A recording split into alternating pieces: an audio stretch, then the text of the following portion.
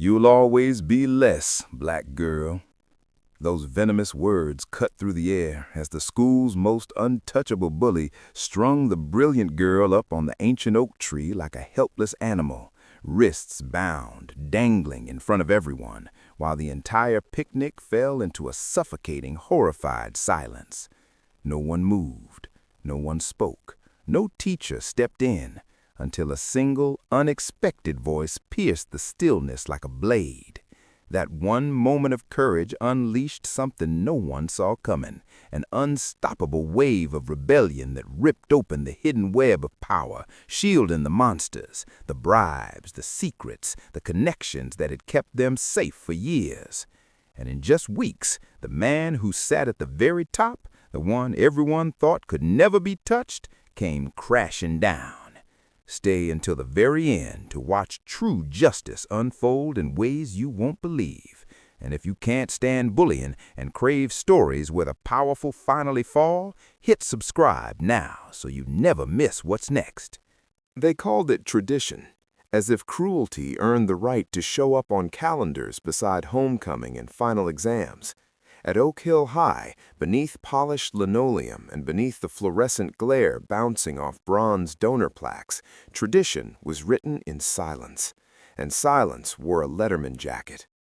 Jet Calloway, heir to the school's legacy, varsity quarterback, son of power, nephew to Principal Barrett Voss, walked the halls not like a student, but like a collection agency. Teachers nodded, parents donated, and the rest? They learned to keep their heads down and their dignity light. "Lunch checks," he said, at the same time every day, like a ritual, his palm open, his grin rehearsed. A scrawny freshman in a faded hoodie scrambled through his backpack, fingers trembling, pulling out wrinkled bills.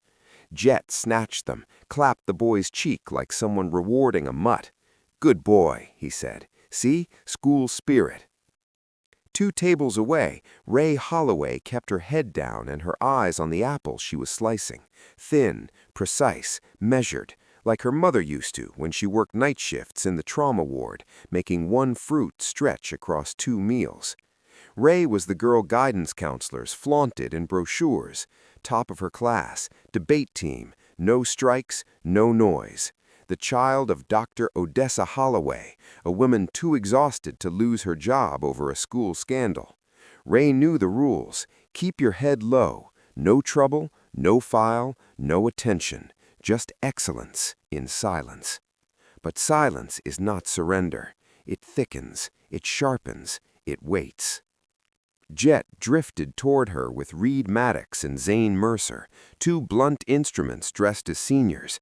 He snatched a milk carton from a smaller boy's tray and plopped it onto his own. "For the cause," he announced, like a politician redistributing stolen rations. Ray didn't flinch. She just kept slicing her apple, counting internally like a mantra. 1, 2, 3, for Mom, for scholarships, for the nights she swallowed shame and called it discipline. She stood to toss her trash, shoulders tight. Jet stuck out his foot, not subtle, not clumsy, calculated, a performance for the room. Her sneaker clipped his heel, the paper cup wobbled, water splashed across his pristine white sneakers. The cafeteria stilled, forks paused mid-air, conversations choked. Jet looked down at his shoe like it violated the natural order. "You just scuffed $400, he sneered.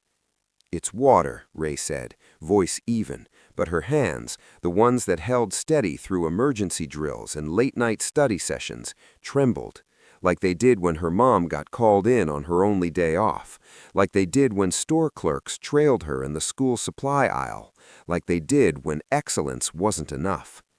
"And you tripped me," she added, more quietly but no less sure. A ripple moved through the room, laughter caught in throats. One of the athletes coughed, eyes darting. Jet leaned closer, cologne thick with entitlement. "Say you're sorry." His breath was sweet and sharp. Ray didn't blink. "You should apologize. You tripped me." It wasn't loud, but it landed like a strike of lightning. Reed tilted his head. "What did she say?" Zane laughed, low and bitter. "Girl's got a death wish." Jet's smile flickered, then hardened. He took a step back, gave the crowd a full view of his soaked shoe, like a prosecutor presenting evidence. "Apology accepted," he declared, theatrically. "She didn't mean it." "I did mean it," Ray said. Her hands dropped to her sides. Her voice didn't rise, but the room did. A group of senior girls gasped. A teacher near the door pretended to dig through her tote for a pen that didn't exist. Nobody moved to help her. Nobody moved at all. Jet's eyes narrowed. "Honors kid, National Honor Society. You think that makes you safe? Wait till the picnic. I'll remind this school what you really are. A toy. That's all." Ray didn't look away. Her stillness felt like defiance carved from stone. He grabbed her backpack, yanked it open, pulled her wallet, and fished out the last wrinkled dollar. Laundry tax, project girl tax. He waved it overhead like a prize. Laughter returned, cruel, automatic, hollow. Ray clenched her tray, knuckles whitening, but she held the line. No reaction, no tears, not 1 inch given. Jet threw her backpack at her feet and leaned in, voice low and venomous. "Don't bother bringing lunch to the picnic. You won't need it." Then he walked off, the air shifting behind him like a vacuum. Ray stood motionless. Stares burned into her skin, some full of pity, most blank, a few tinged with something worse, agreement. She sat down, eyes on the single quarter left beside her apple core. She didn't touch it. The bell rang. She gathered her bag in silence and walked out without turning her head. That night, thunder built over Oak Hill like judgment. Ray sat at her window, her face pale in the lightning flashes, her reflection staring back like a ghost waiting to rise. The wind howled through the trees like a warning. She stayed awake as the town slept, knowing the kind of pain that was coming, slow, deliberate, public, and still she would face it. Morning came with a bruised sky. The sun rose like an apology it didn't mean. The air tasted metallic, like rain and secrets. Ray pressed her palm to the window. In another life, a fever might have saved her from what was ahead, but not this morning. This morning, Oak Hill would remember her name. But Oak Hill lived by rules written in ink, and rules etched into fear. Attendance was mandatory. The email didn't read like an invitation, it read like a summons. Absence would be noticed. Absence would be remembered. In the kitchen, Dr. Odessa Holloway brewed weak coffee. Her shoulders slumped beneath exhaustion that never fully left her bones. She wrapped a sandwich in wax paper with careful hands and pressed it into Ray Holloway's palm. "Go, baby," she said softly. "It's just a picnic." Then lower, almost pleading, "Don't draw attention. Try to enjoy yourself, okay? People talk when you're not there." The words hurt not because they were unkind, but because they were afraid. So Ray boarded the yellow school bus like everyone else, spine straight, skin pulled tight around her nerves. The ride blurred into sharp fragments, branches scraping the windows like fingernails, the shrill laughter of cheerleaders, Jet Calloway's voice booming from the back row, loud and unchecked. No one sat beside her. She stared out the window and pretended it didn't matter.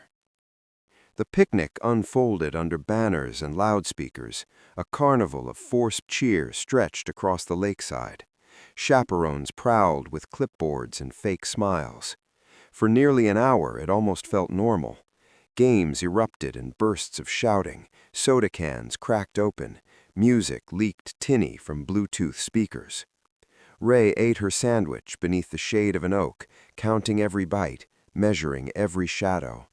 She saw Jet circling the grounds, always at the center, his orbit of bodies shifting with him. He looked at her twice, once with a smirk, once with calculation. She didn't look back. Then the bullhorn crackled, flat and sudden. "All faculty to the main lodge for an emergency meeting. Students, please remain in the picnic area."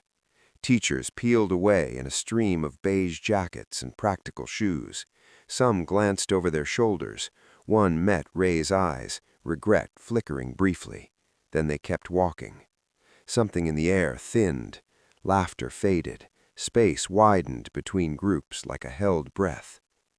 Ray gathered her things, planning to disappear for a while, maybe walk the lake's edge where sound softened and no one watched. That's when Zane Mercer and Reed Maddox stepped into her path, broad and confident with the casual violence of boys who'd never been stopped. Zane blocked her, grinned sharp. "Leaving already?" he said too loud, inviting attention without help. Reed flanked her wordlessly. The crowd shifted away, forming a loose ring of distance. Ray tried to step around them, voice calm. "Excuse me." Zane leaned closer. "We got a little surprise for you, Holloway." From the trees emerged Jet, hands in his pockets, eyes slick as oil. "Let's take a walk," he said, like it was a favor. His tone left no room to refuse. They guided her away from the noise, past grills and coolers, beyond the last picnic tables. With each step, her chest tightened. She searched for teachers. Gone. She searched for a friendly face. Eyes slid away.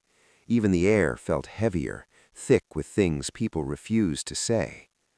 They stopped near the far edge of the grounds, where an old oak crouched beside dense underbrush. Out here, sound dissolved. Even the shrieks from tug-of-war drifted in, thin and distant. Ray reached for her phone, fingers shaking. Jet's smile vanished. "Give me that." His hand closed around her wrist, cold and final. He tore the phone free and flicked it to Zane, who dangled it over the dark water. "Don't—" Ray started. Zane thumbed the power button and tossed it. The splash was dull. "Final," he said. "Oops, guess you're off the grid."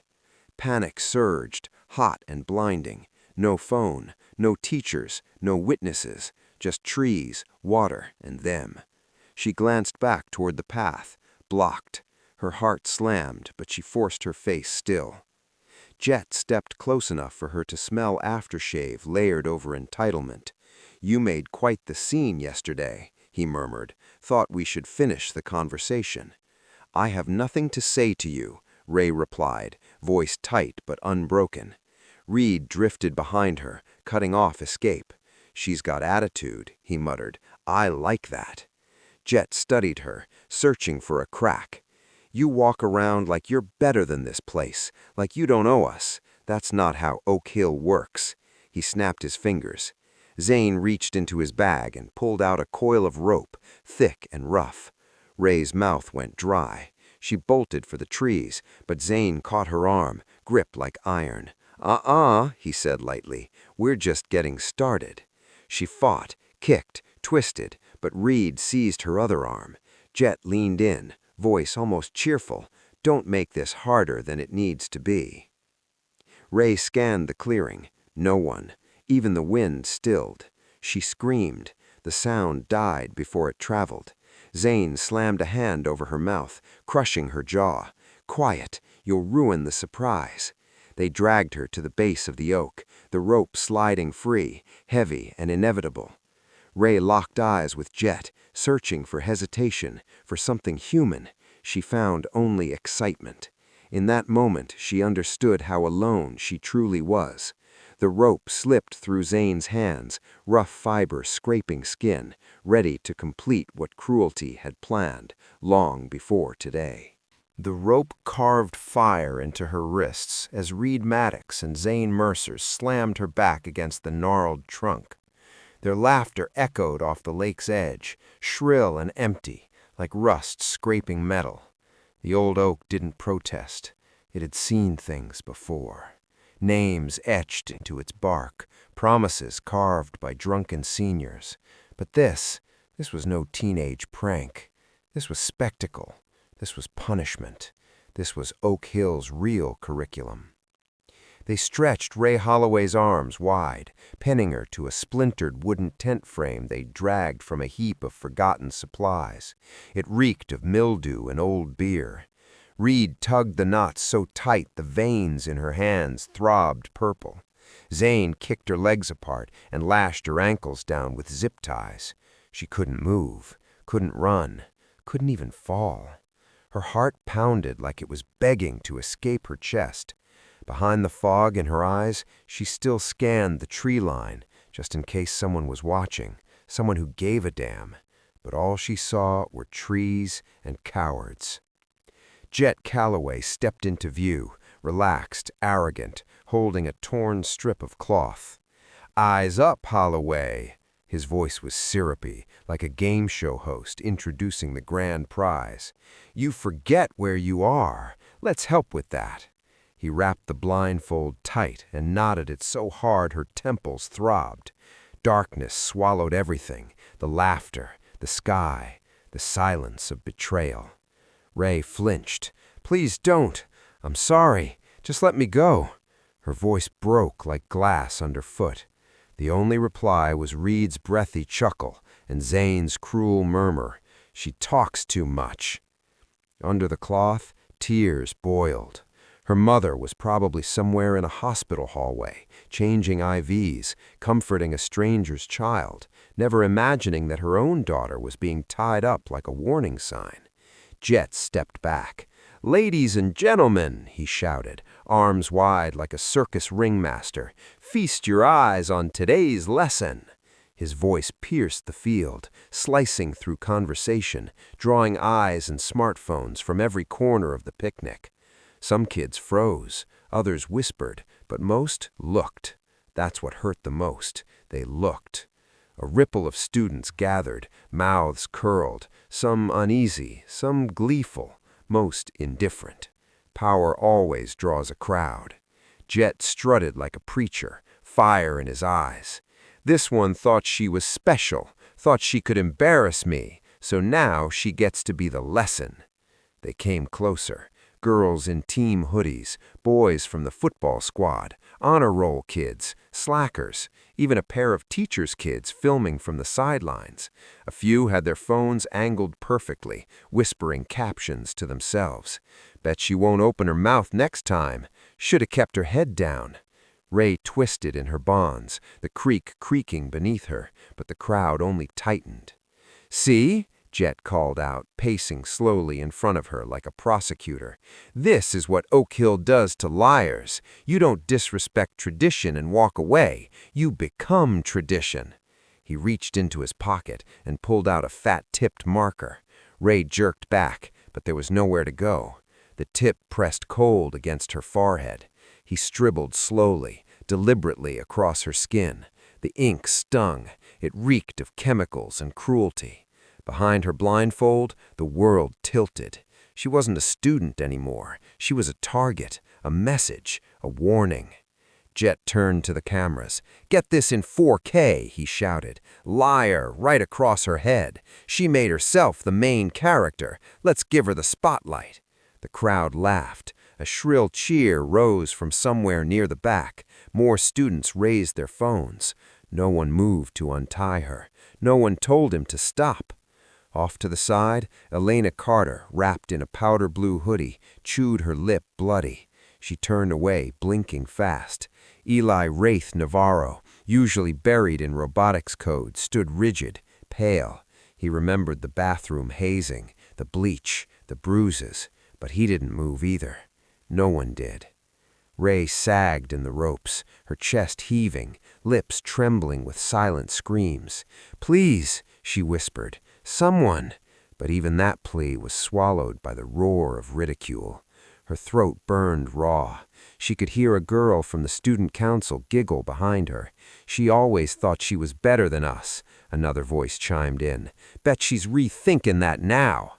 The sun blazed. Sweat poured down her back. The rope dug in. Her knees ached. The words scrawled on her skin burned like fire. Jet leaned close again. His breath was warm. "You should have played along, project girl," he hissed. "Now the whole school gets to see what a mistake looks like." He stepped back, marker still in hand like a brand. "That's enough," he said. "Let her stew in it for a bit. Maybe she'll learn." And the crowd laughed again. But then, one voice, not loud, but sharp, piercing, unmistakable. "What the hell do you think you're doing?" Silence slammed down like a gavel. Heads turned. Phones lowered, whispers died. Through the hush, a figure pushed past the ring of onlookers.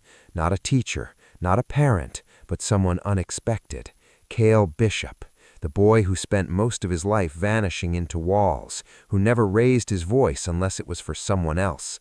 His fists clenched, his eyes burning, and as he stepped into the clearing, the hierarchy cracked just a little. Something ancient stirred in the air, something that said, "This ends today." In classrooms, Cale Bishop had learned how to disappear. Back row, head down, hand never raised, even when the answers burned on his tongue. Invisibility was armor, but now there was no unseeing this. Ray Holloway, bound and shaking, her face smeared with ink, her voice shredded raw from begging, her dignity stripped in front of kids who had once borrowed her notes, laughed at her jokes, shared desks and secrets. The sight hit him like a physical blow. Shame and fury collided in his chest, wild and electric. Through the jagged laughter, a memory surfaced. Ray staying after class when his mother was sick, quietly sliding her biology notes across the desk, never once making him feel small. He remembered her whisper, fierce and gentle at the same time. "You're not alone, Cale." And now she was, publicly, brutally, while the world watched. Something inside him snapped. He moved before fear could vote. Cale shoved through the ring of bodies, shoulders colliding, breath ragged. He slammed into Reed Maddox hard enough to send him stumbling sideways into Zane Mercer. Gasps rippled outward. No one touched Calloway's boys, ever. For a heartbeat, Jet Calloway looked entertained. He glanced at Reed, then Zane, then slowly at the crowd, savoring the shift. "Well, look at this," he drawled, "the knight in shining armor." His smile sharpened, or should I say, the janitor's kid playing hero. Laughter burst out, ugly and relieved. Cale's fists clenched until his nails carved half-moons into his palms. He caught a glimpse of Ray beneath the blindfold, her lips trembling, bitten raw, the words scrawled across her forehead, the rope chewing into her wrists, her legs quivering with exhaustion and terror. The sight fed the fire. Fear evaporated, replaced by something hotter. "Let her go," Cale said, stepping closer. Jet laughed, brittle as breaking glass. "You want to join her?" he asked lightly. "We can make this a double feature." For a second, doubt flickered. Cale scanned the faces around him, searching for backup. He found none. Blank stares, phones held high, eyes turned away. Jet circled him like a predator, voice rising for the audience. "Everybody pay attention. This is Cale Bishop. His mom cleans my house. Real rags to riches fantasy, huh? Don't make me call her and ask why you've been skipping chores." Heat crawled up Cale's neck. The insult was old, well-worn, part of Oak Hill's foundation. But spoken here, now, it cut deeper. He thought of the teachers marching away earlier, the empty lawn, the smiles that meant nothing. No help was coming. Jet's voice dropped, cold and precise. "Say one more word and my uncle makes sure your mother never works in this town again. Think she can afford that, Bishop? Think you can?" The threat landed heavy. For a moment, Cale felt the old instinct tug, shrink, retreat, survive. Then Ray's strangled sob broke through the noise. He remembered standing powerless before, watching harm happen and doing nothing. His mother's voice echoed in his head, steady as a heartbeat. "Courage isn't not being scared. It's choosing anyway." He straightened. "Touch her again," he said, voice shaking but loud enough, "and I'm calling the police." Jet's grin widened. "Police?" He pulled a thick wad of cash from his pocket and slapped it into Cale's face. The sting was sharp, bills scattered across the dirt. "My family owns the police. Every badge in this town eats off our table. You think your call means anything?" The crowd tittered, emboldened by the display. Cale stood his ground, chest heaving, humiliation burning through him. "Someone has to," he said, voice unsteady but resolute. "If no one else here has a spine, then I guess it's me." Jet's amusement vanished. He leaned in, breath hot with menace. "Last warning, Bishop. Walk away before I ruin both of you." Cale met his stare, forcing calm into his voice. "You already did." He looked past Jet to the crowd, faces marked by old fear, by memories of lockers slammed, lunches stolen, futures quietly narrowed. He wanted to shout, to beg them to remember every time they'd been cornered and told it was tradition. But he said nothing. He looked only at Ray, at the bruises blooming beneath her skin, at the silent plea trembling on her lips. He was terrified, but not enough to step aside. He made his choice, one voice set against a hurricane of fear and inheritance. The air tightened, then shifted just a fraction, as if something ancient inside Oak Hill had finally begun to crack. For one unbearable moment, it looked like Cale Bishop would stand alone. The air in the clearing throbbed with menace and anticipation, the old fear that had always ruled Oak Hill rising like a familiar sickness. Jet Calloway stood with his arms crossed, jaw tight, staring down Cale Bishop as if daring him to take another step, daring him to remember his place. But Cale didn't move. He didn't swing, didn't shout, even though his body shook with rage and humiliation.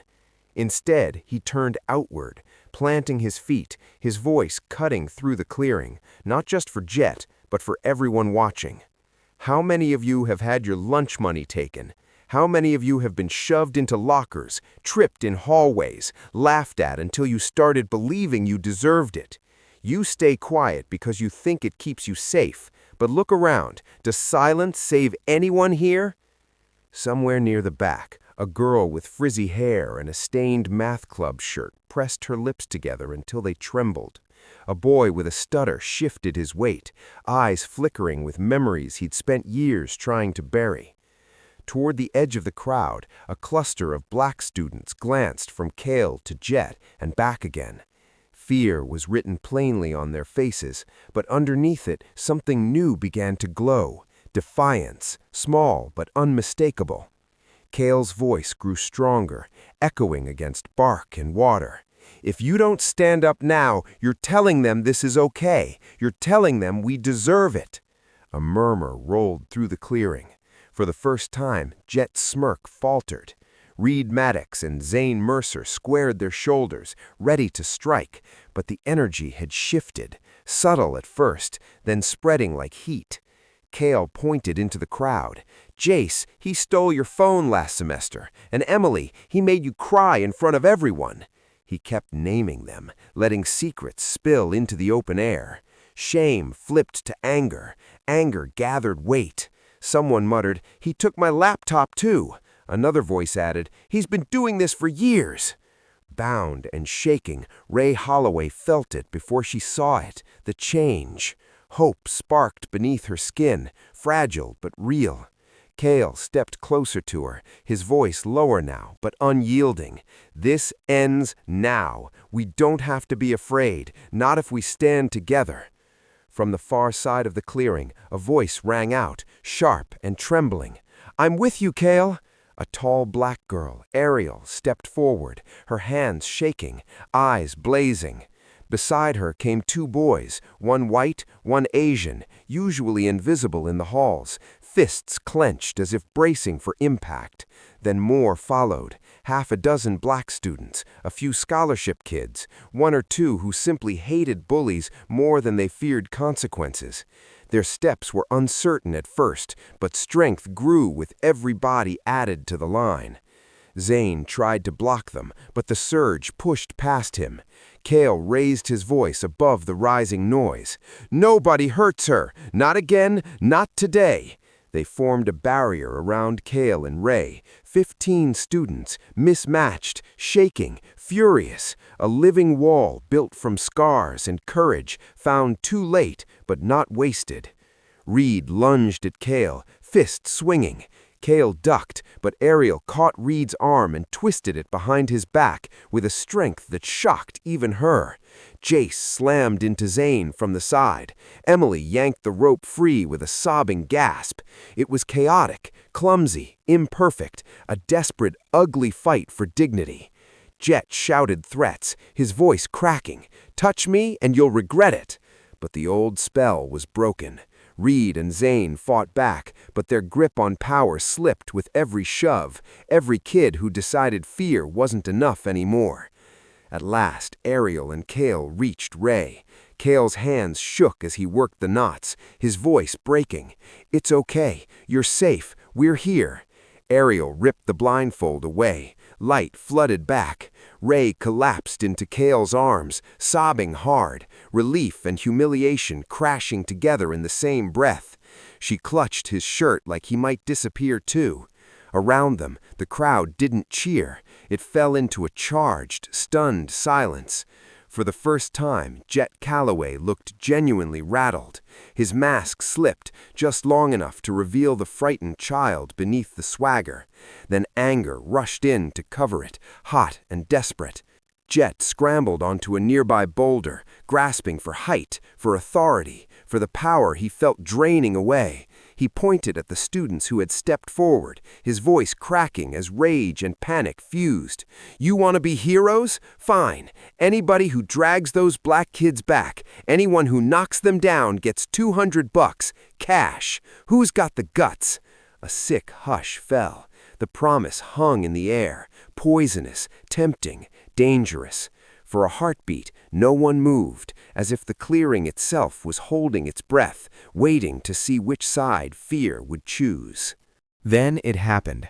A linebacker from the football team, notorious for cheap shots and dirty tackles, surged forward, face red with adrenaline, shoving through the crowd toward Kyle Bishop and the students standing with him.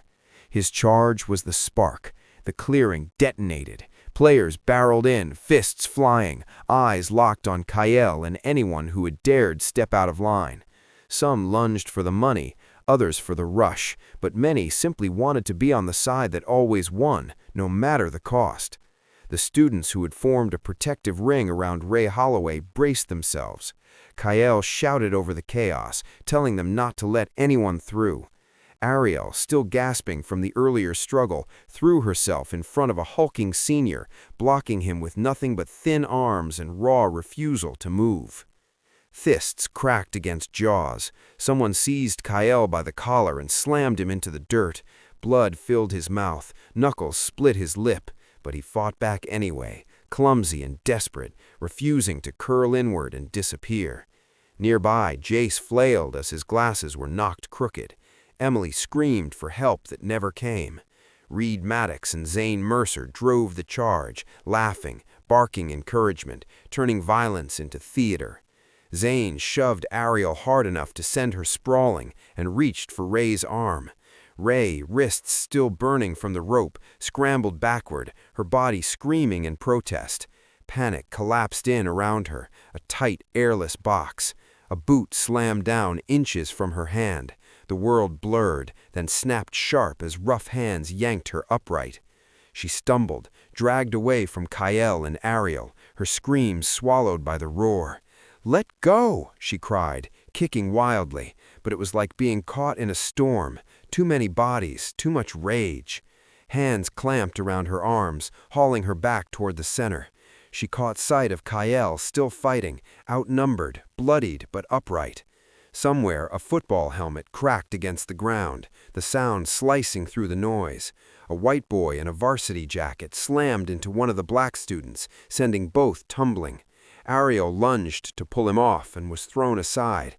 For a handful of seconds, the riot became its own creature, feeding itself. Bodies surged and collided, shouts turned animal. Tears, curses, and blood stained the grass. The sick thrill of violence radiated outward. Some watched in horror but stayed rooted, trapped by years of learned silence. Through it all, Ray struggled, pain screaming up her arms, humiliation tangling with terror.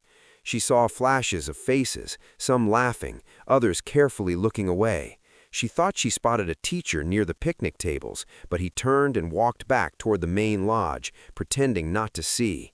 From his perch, Jet Calloway watched with clenched fists and wild eyes. This was what he wanted, proof that Oak Hill still belonged to him. Then a sound tore through the clearing, deep, commanding, old. "Stop!"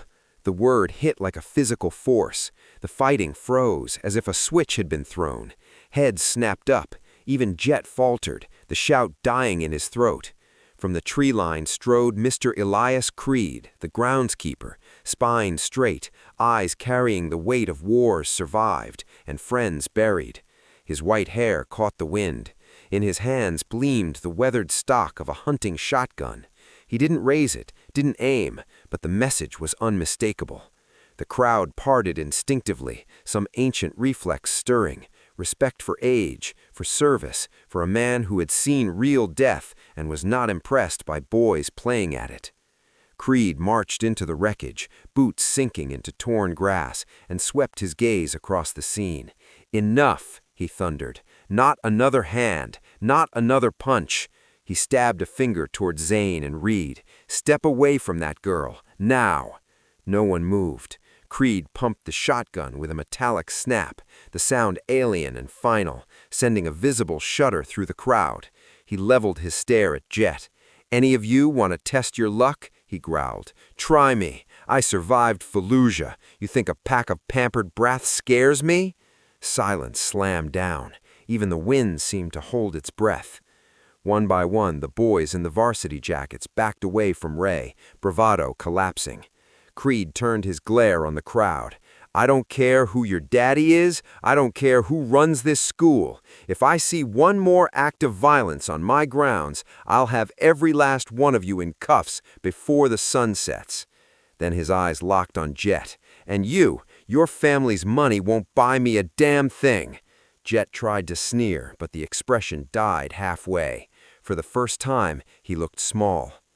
Kyle crawled to Ray's side and helped her up, both of them shaking. Creed lowered the shotgun just enough to rest a hand on Kyle's shoulder. "You all right, son?"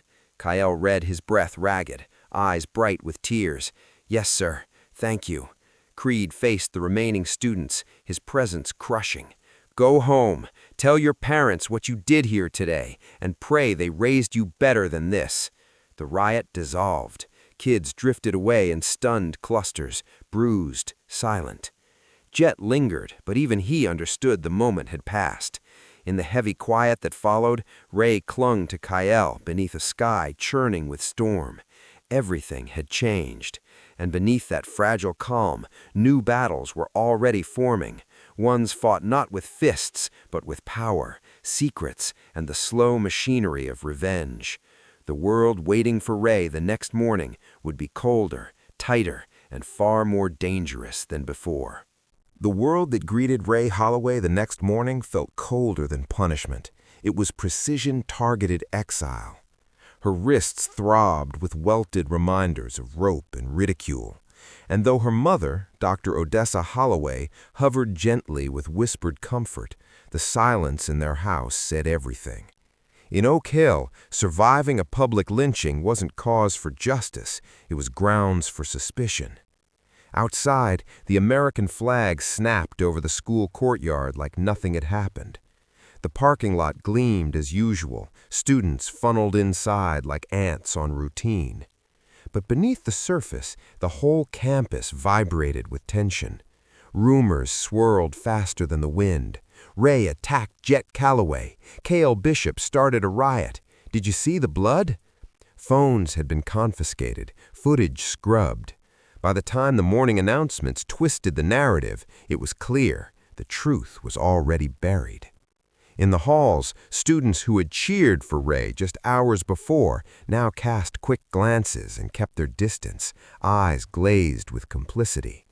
When Ray and Cale were called to Principal Barrett Voss's office, Cale sat stiff in the chair outside, hands clenched so tight his knuckles had gone pale. Ray stared at the red blinking light on the intercom like it was a security camera, cold and all-seeing. Inside, the space was arranged like a propaganda reel, family photos, Ivy League pennants, motivational quotes pinned in curated neatness, but nothing about Voss's face was warm. Across from him sat Jet's parents, Councilman Silas Calloway and his wife, both dressed in calculated elegance, their expressions masked in polished concern. Jet slouched between them like a prince awaiting a trivial verdict, the pristine bandage on his cheek a badge of performative victimhood. Beside Ray, Dr. Odessa still wore her hospital scrubs from the night before, hands wrung raw from worry. Cale entered with his father, Mr. Bishop, head bowed, hat crushed in his palms. Principal Voss exhaled theatrically, shuffling a stack of folders. "This is never easy," he began, voice dripping with rehearsed authority. "Violence on school grounds harms us all, but we must uphold Oak Hill's standards." Silas Calloway cut in, his voice gliding across the room with political ease. "My son was brutally ambushed. My office has been swarmed with concerned constituents all morning. This was no scuffle. It was a coordinated assault." Dr. Odessa bristled but held Ray's hand tighter. "My daughter was the one attacked," she said, voice cracking.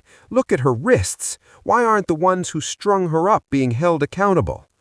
Voss's gaze sharpened.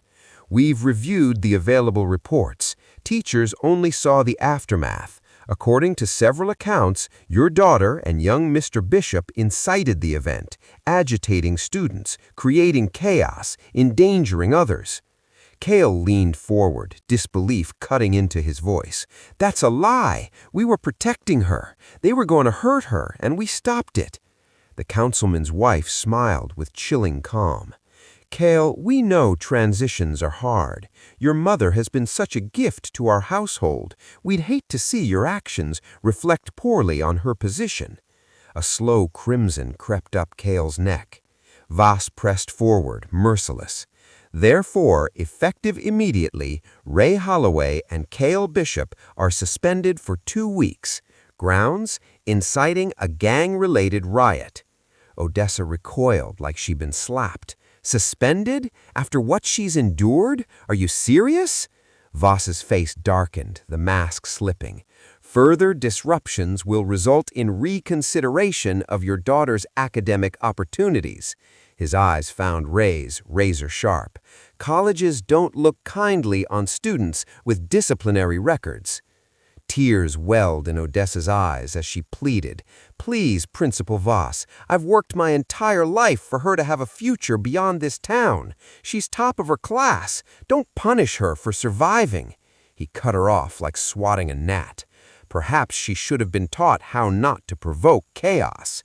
His tone turned clinical, like checking a file. "Our duty is to protect the reputation of this institution, not individuals who threaten it." Silas nodded gravely, like a man making hard but noble decisions. "Unfortunate, yes, but the stability of Oak Hill must come first." Mr. Bishop finally stood, his quiet voice carrying the weight of judgment. "This isn't justice, it's protection for the powerful." Silence gripped the room like ice. Voss snapped the folders shut like a verdict. "That will be all." There was no resolution, only quiet defeat. As they walked out, Ray caught Jet's smirk and the councilman's dismissive nod. Their message was clear: power protects its own and silences everyone else. Outside, Dr. Odessa wept quietly, shoulders trembling as she whispered, "I'm sorry, baby, I tried." Ray clung to her mother's side, tasting bitterness behind every breath. She looked around and realized she'd been left to navigate a war she never asked for. Cale glanced at her, guilt swimming in his eyes. "We did the right thing, didn't we?" Ray wanted to say yes, but the words stuck, choked by the truth. Right didn't matter here, only silence did. As the last office door clicked shut behind them, Voss's threat echoed in her ears. "Make noise again, and she never gets into college. Her file is mine." That was the moment the thought crept in. Maybe giving up would be easier. But then Cale reached for her hand, and something in his eyes, defiant, bruised, still standing, sparked the smallest ember in hers. Justice wasn't coming in broad daylight. Not here. It would have to grow in the dark, whisper by whisper, secret by secret. That night, as storm clouds pressed against her window, Ray stared into the dark and made a silent vow. If they wanted war, she'd give them one they couldn't contain. She sat at the kitchen table, her posture rigid beneath the flickering overhead bulb that cast long, nervous shadows over piles of untouched homework. The suspension letter lay open beside her, its sharp official phrasing already slicing into her future. Across the room, Dr. Odessa Holloway moved through the cramped living room like a ghost, silent except for the sighs she tried to swallow. The air was filled with things left unsaid, with dreams folding in on themselves. Ray didn't touch her books. Her eyes never left that letter, as if sheer will could set it on fire. When the door creaked open after dinner, Cale Bishop stood in the frame, his sneakers worn, laces frayed, shoulders hunched with the weight of defeat. "You holding up?" he asked, voice a whisper wrapped in exhaustion. He looked older than he had the day before, like a kid who'd learned too much too fast. Ray didn't answer right away. She just stared. "Holding. That's all there is." Cale sank into the chair opposite her, his hands folded like they were trying not to shake. "I told my dad," he said, finally. "He says we have to let it go, that fighting people like them is suicide, that it's just how it works." His voice cracked on the last phrase. Ray repeated it like it was poison. How it works. It tasted like surrender, like rot. Silence spread out between them, thick and suffocating, echoing with what had been done and what could still come. The knock at the door was sharp, unexpected. Odessa opened it with a tense face that only softened slightly when she saw the visitor.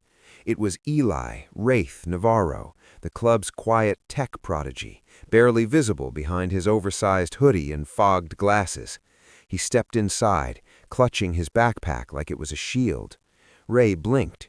She barely knew him outside of forgotten science group projects. He was always the quiet one, always near exits, always soldering wires while the world turned its back. "Sorry," he began, breath catching.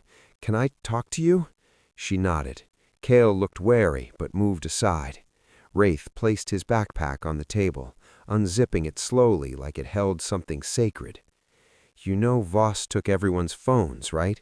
Said it was about protecting privacy, made us unlock them." His hands trembled. "He wiped everything. Every video, every photo. Yesterday's gone." "I know," Ray whispered. "They made sure there was no proof." But Wraith didn't stop there. He reached inside the bag and pulled out a battered black case. "I wasn't using my phone. I was testing the club's fly cam. Extra credit for filming the lake at sunset. It recorded everything, by accident, the whole thing. I saw what they did to you." Cale's jaw clenched. Ray's heart slammed against her ribs. A fragile, furious hope bloomed. "Why didn't you tell anyone?" Cale's voice sliced through the moment. Wraith flinched, his body folding inward. "My dad works for Councilman Calloway," he muttered. "I wasn't even supposed to have the drone out. If they find out I filmed it, my dad loses everything. Skinner terrifies me. So does Jet. If they find out..." And in that instant, Ray saw it. The same brutal system that had choked her voice was coiled tight around Wraith's neck, too. Race didn't matter when power needed obedience. "You have proof," she said, calm but deadly serious. "It's not on a phone. They can't delete it." His fingers trembled as he handed over a tiny micro SD card, barely the size of her thumbnail, but pulsing with consequence. "It's all here," he whispered. "Them tying you up, Jet paying those kids, them smashing your phone, everything." The silence that followed was cavernous. Cale looked at her, then at Wraith. "We have to use it. This could end it." Wraith shook his head, panic bright in his eyes. "They'll know it's me. My dad, he can't lose this job. I didn't bring it so you'd go public. I didn't want you thinking no one saw." Cale reached out, firm but gentle, hand resting on Wraith's shoulder. "Your silence is killing her. It's killing all of us. You have a choice, fear or dignity. That's it." Wraith's face twisted, every emotion fighting for dominance. And then, like he was making peace with the fall, he placed the card in Ray's hand.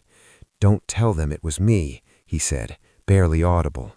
She gripped it so tight it left a dent in her skin. "We won't. Thank you." A floorboard creaked down the hall. Odessa appeared, eyes hollow with fatigue, glancing between them.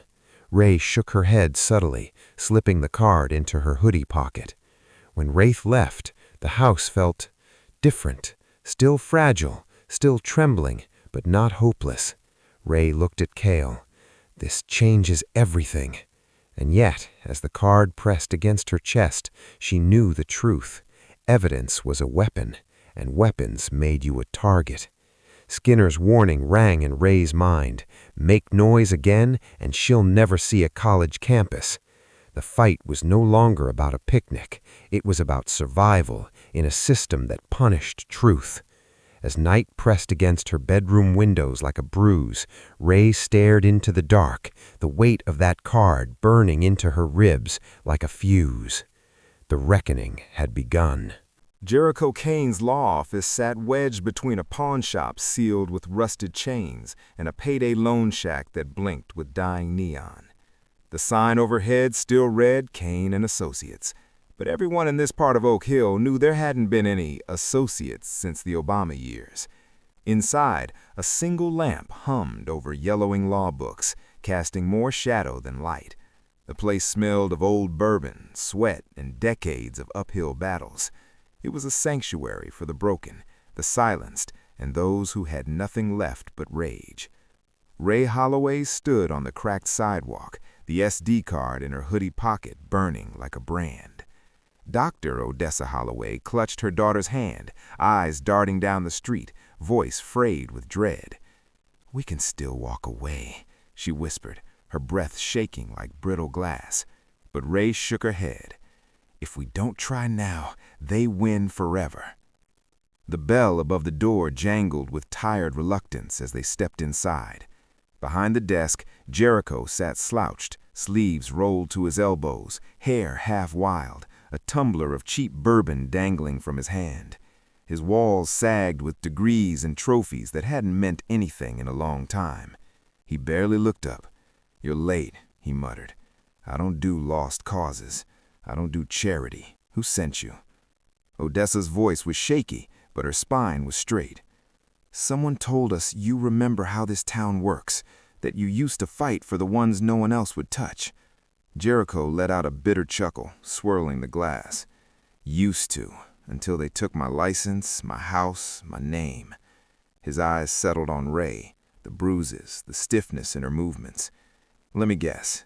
Oak Hill. One of Calloway's golden boys went too far." Ray stepped forward and placed the SD card on his desk. "We have video proof," she said quietly. "It shows everything. You used to fight bullies. Please, fight for us." Jericho stared at the card for a long moment, like it was cursed. "You know who owns this town, right? You know what happened last time I crossed Silas Calloway." He gestured to an empty frame on the wall where his law license once hung. "They burned me down to ash." Odessa looked away, her silent tears saying everything. But Ray didn't back down. "You're not the only one who lost something. I lost my dignity, my future. Cale could be next. If we don't stop them, this doesn't end." Her voice pierced something in him. Jericho slowly inserted the SD card into his scarred laptop. The screen glowed to life with raw, shaky footage. Jet Calloway's smirk, Ray bound and blindfolded, students shouting, money exchanging hands, Zane Mercer's threats, the violence escalating into madness. Jericho's jaw clenched as he watched, the grip on his glass tightening. Then his eyes changed, pain creeping in, not just righteous anger, something deeper, regret, the kind that carved itself into your ribs. On screen, Ray's helpless figure echoed the face of someone he'd once failed. A daughter, gone 10 years now. Same defiant jaw, same fire, same end swallowed by a schoolyard cruelty he'd been too proud, too late to stop. The tumbler slipped from his hand and shattered on the floor, bourbon pooling at his boots. When he finally looked up, his voice was raw. "I can't undo what happened to her, but I'll be damned if I let them do this to you, too." Odessa gasped. "You'll help us?" Jericho nodded. "No charge. Not this time." He leaned forward. "But understand something. They will come for you. The mayor, the board, Voss, every snake in this town will crawl out of their holes to crush you. Are you ready for that?" Ray turned to her mother. There was terror in Odessa's eyes, but pride too. "We're ready," Ray said. "We have to be." Jericho rolled up his sleeves and pulled out a legal pad. The bourbon was poured down the drain. "We can't just throw this online," he muttered, scribbling fast. "Voss'll call it fake. They'll get every judge they own to bury it." Ray leaned forward. "Then where?" Jericho's smile was a blade. "Public hearing, school board, local media, somewhere they can't shut you out or shut you up." He met her eyes. "I'm not just fighting for you. I want Voss's head on a pike. I want his throne torched. I want Silas Calloway to choke on the ashes of his legacy." For the first time in days, Ray almost smiled. Jericho leaned back, the fire in his chest reigniting. "We'll need witnesses, other students they've hurt, anyone who'll speak. I'll make calls, but you guard that card with your life. Trust no one, not the cops, not even the ones who seemed friendly." Ray nodded, clutching the card like a blade forged from truth. In that messy, haunted little office, she felt safer than she had in weeks. Outside, dusk bled across the sky like an omen. Jericho grabbed an old suit from the back closet, dusted it off, and made a call he hadn't dared to make in years. That Friday night, the gymnasium glowed in gold and white, dressed in streamers and fake smiles, banners declaring Oak Hill, proud past, bright future. The annual gala sparkled like it always did, but what no one knew, what not even the smug faces clinking champagne could guess, was that the countdown had already started. The reckoning was coming, and the truth was now armed. Music and laughter echoed through the gymnasium, weaving with the scent of catered steak, masking the rot festering beneath the glossy surface. The Oak Hill fundraising gala sparkled under strings of white lights and fragile delusions. Parents clinked glasses, pearls gleamed, and custom suits paraded through the space like royalty at court, congratulating each other for building a community of excellence. None of them dared glance at the cost of that illusion. At home, suspended and silenced, Ray Holloway sat in the dim light of her kitchen. The vacuum in the next room hummed uselessly, her mother trying to clean something that wasn't physical. Her inbox flashed with cruel reminders, threats from strangers, warnings from cowards, and cold advice to stay quiet. But the show went on. The lies kept dancing. Jet Calloway arrived late, the roar of his new white sports car turning heads as it slid into a VIP space. His suit was navy, his smirk practiced. He greeted Councilman Silas Calloway with a firm handshake and kissed his mother on the cheek with mechanical affection. "My boy," the mayor boomed proudly, "always a winner." Principal Barrett Voss worked the crowd with syrupy charm, bragging of tradition, resilience, and the bright future of Oak Hill. Not a single mention of Ray, not a breath of K.O. Bishop, not a word about what had transpired at the lake. That truth didn't fit the script. When the local news crew arrived, Voss delivered his speech, polished and poisonous. He spoke of community standards, of how Oak Hill stood as a beacon in a world gone astray. The cameras ate it up. The band fell silent. Then came the peak of the charade. Voss called Jet to the stage. The spotlight hit his face like a coronation. "It is my honor," Voss announced, "to present this year's Outstanding Student Award to Jet Calloway, a young man who exemplifies the values of Oak Hill, determined, courageous, a true leader." Thunderous applause followed. Councilman Calloway beamed like a man who'd already won the next election. Jet stood in the spotlight, basking in it all, waving like royalty. Backstage, the catering staff whispered in bitter tones. A janitor, small and hunched, muttered as she cleaned up crumbs. They give him a trophy for hurting people. Nothing changes.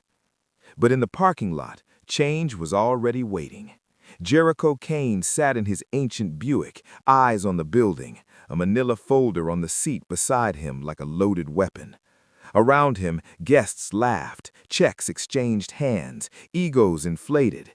But Jericho wasn't there for celebration. He'd spent days pulling strings, cashing favors, digging through dirt the town tried to bury. What he found reeked. The school's field trip fund, money meant for transport, food, and security, had disappeared weeks before the incident.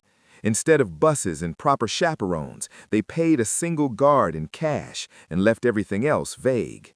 But Jericho followed the trail. It led to a dealership ledger and a down payment in Jet's name. That white sports car, the one flashing outside like a trophy, had been bought with stolen futures. Jericho flipped through receipts, his lips curling in a slow, bitter smile. Not just cruel, he muttered, greedy too. And greed always leaves fingerprints. He slipped the documents into his briefcase and stepped out into the warm night. Every instinct told him this was it. Not just a scandal, but the fault line, a fracture in the wall they'd built around power. Inside, the lies kept dancing. Voss raising a glass to the board, Jet soaking in applause, Councilman Calloway smiling for the cameras.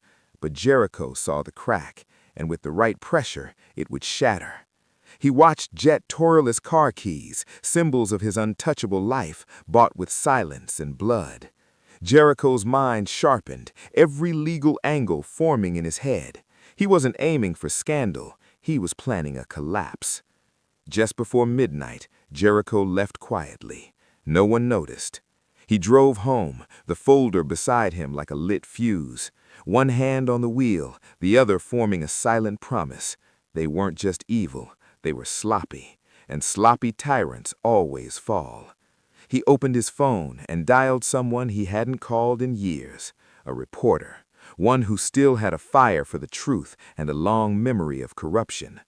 As the night deepened, Jericho laid out every piece, every word, every strike. Tomorrow, the world would learn that Oak Hill's real tradition wasn't excellence, it was cover-up. And this time, the truth wasn't knocking, it was kicking the door down. At that very hour, across town, the city hospital sat heavy with fatigue. Dr. Odessa Holloway sipped cold coffee in the empty break room, wrists aching from the shift, heart heavier than her bones. The tick of the clock echoed like a warning. She stared at her daughter's suspension notice, crumpled in her coat pocket, the bruises on her daughter's arms, the silence from Skinner, the feeling that the walls were closing in. But even in that sterile room, something had changed.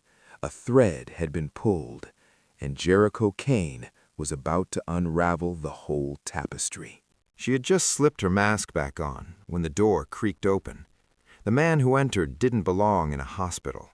His tailored suit clung too cleanly to power, and his expression was far too composed for the hour. He wasn't a doctor, he wasn't a patient. His eyes skimmed her badge with a cool, surgical detachment, and when he spoke her name, Dr. Odessa Holloway, the tone was civil but carried the sterile cruelty of someone trained to dissect rather than discuss. She gave a wary nod. "Can I help you?" The smile he returned was flat, bloodless. "Foster, I'm with City Hall." He placed a sleek leather folder on the break room table and sat down without invitation. "You know why I'm here." A pulse of dread ran down her spine. She tried to anchor herself. "I'm just here to do my job," she replied. But Foster leaned forward, the niceties gone. "Your daughter's stirring up problems for some very powerful people. The mayor's office is concerned this little lawsuit might damage the town's reputation, or the hospital's. Now, surely you wouldn't want your employer put in a difficult position, would you?" Her mouth went dry. "I have the right to defend my child." He shook his head slowly, almost with mock sympathy. That's not the question. The real question is, do you want to keep your medical license? Her pulse slammed in her ears. The board's been reviewing some things. Your overtime logs, flagged complaints, prescription timing. You understand how easy it would be to find a violation. Not enough to jail you, just enough to ruin you. And jobs like this, especially for single mothers, they're hard to come by. Her chest constricted with a sick mix of fury and fear. Are you threatening me? His tone didn't change. I'm offering you a way out. He stood, adjusted his cuffs with precise fingers, and dropped a business card onto the table like a guillotine. You know how to reach me. The mayor expects this to go away. For your sake, make the right choice. Then he left, taking all the air with him. Dr. Odessa Holloway sat still, the card burning into her palm. She barely remembered the walk home, dazed under a summer sky so thick with humidity it felt like grief. Every word of that conversation replayed in her head, each syllable a blade. When she unlocked the door, her body moved like it was carrying bricks. Ray was already waiting, her eyes shadowed, voice barely above a whisper. "Mom?" Odessa crumbled. She sank into the kitchen chair, trembling, hands covering her face. "They came for me," she whispered. "Said I'd lose my license. Said if you don't back off, I could lose everything. Your college, this house, my job. I'm sorry. I thought I could protect you, but I can't fight this. They're too powerful." Ray's breath hitched. The shame and fury inside her collided so violently it made her chest ache. She thought of every shift her mother pulled through pain, every time she skipped meals so Ray could buy textbooks, and now those sacrifices were being weaponized. Then she heard it, her father's voice, distant but clear. On thunderstorm nights, he told her, bravery isn't being fearless, it's doing what's right, even when your hands shake. He died when she was 10, but that lesson had never left her. Ray knelt, arms around her mother. If we give in, they'll do this to the next girl, the next mom. You didn't raise me to run. Odessa broke down completely, sobbing into her daughter's arms. I just want you safe. I can't lose you too. Ray gripped her tighter. You won't. We fight together now. If we let them scare us into silence, we're already gone. They stayed locked like that, mother and daughter, against a darkness that felt endless. Later that night, Ray sat alone, the SD card warm in her hand like a heartbeat. Her mother slept on the couch, jaw clenched even in dreams. The rage inside Ray was no longer chaotic, it had purpose now. She thought again of her father's words. Maybe the system had been built for boys like Jet Calloway, maybe it had always protected men like Barrett Voss, but that didn't mean she would surrender. Not now, not ever. The next morning, she called Cale Bishop. Her voice no longer shook, it rang with steel. We can't post the video online, she said flatly. They'll bury it or call it fake. We need something bigger. Cale's voice was ragged but alive. The school board meeting, he said. It's in 3 days. It's public. It's live streamed. No one can stop you during open comment. Ray's reply came without hesitation. Then that's where I'll do it. Not for vengeance, not for spectacle, but for her mother, for Cale, for every kid who'd been silenced. She looked over at Odessa, now curled tighter on the couch. The morning light broke through the curtain slots like quiet resolve. And for the first time in days, Ray no longer felt fear, only clarity. She slipped the SD card into her pocket, a blade disguised as plastic. This fight was no longer hers alone. It never had been. And as the birds outside began to call, she stood with her fists clenched and her spine straight. She knew exactly what came next. The Oak Hill school board meetings were typically dry spectacles. Graphs, retirement claps, maybe a band performance if someone remembered to book it. But that night, the parking lot boiled. Cars spilled out into the street. Phones filmed everything. The whispers had spread, and the people had come, some out of anger, some out of curiosity, and some because they'd finally had enough. Inside, the walls of tradition would be tested, and outside, a girl named Ray Holloway walked toward the podium, carrying far more dangerous than revenge, truth sharpened into flame. Ray Holloway stepped out of Jericho Kane's battered Buick with her nerves wound so tight she felt them buzzing in her teeth. The school board building glowed with artificial calm, but inside the boardroom the air vibrated with bodies, whispers, and anticipation. At the long, polished table sat Principal Barrett Voss in his sharpest suit, fingers steepled, posture radiating rehearsed authority. Beside him, Councilman Silas Calloway adjusted his tie with bored impatience, already acting as if the outcome were settled. Behind them lounged Jet Calloway, jaw tense, hands folded carefully in his lap, wearing the expression of a boy wronged rather than one accused. Cameras lined the back wall, red lights blinking as public access television streamed the meeting into living rooms across town. Parents filled the seats, some curious, some defensive. A cluster of teachers stood at the back, exchanging uneasy glances. Jericho leaned close to Ray. "You ready?" he murmured. She nodded, gripping the flash drive so tightly her knuckles blanched. Barrett Voss brought the meeting to order with a soft tap of the gavel, his voice smooth and deliberate. He began by addressing recent incidents at Oak Hill, assuring the room that discipline remained firm and standards uncompromising. There would be no tolerance for disorder, no respect for those who challenged authority. He spoke at length, offering a sanitized version of the picnic, carefully framed as gang-related unrest, difficult decisions, necessary suspensions. Applause sputtered from a few supporters aligned with the councilman. When Voss finally paused, Jericho stood. "Madam Chair," he said clearly, "my client, Ray Holloway, requests her 5 minutes of public comment as guaranteed by the board's bylaws." The chairwoman, a tired-looking woman with lines etched deep from years of quiet battles, nodded. "You have 5 minutes." As Jericho guided Ray toward the microphone, Councilman Calloway leaned toward a security guard and muttered something sharp. Seconds later, the guard moved to block them. "We're not interested in further disruption," Calloway snapped. "End this now."